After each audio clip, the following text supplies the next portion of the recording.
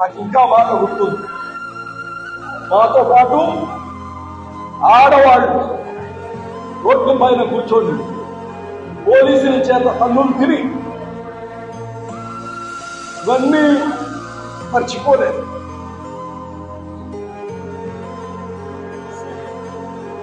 So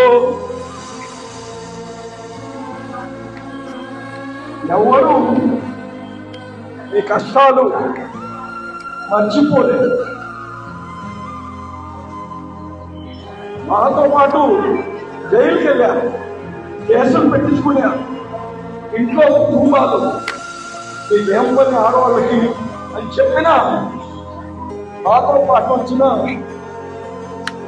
మా ఆడపడుచులందరికీ ఒకటే చెప్తున్నా, ఒక రాక్షస పాలనని తొలగించారు. ఒక రాక్షస పాలనని తొలగించి ఒక మంచి పాలన తీసుకొచ్చాం.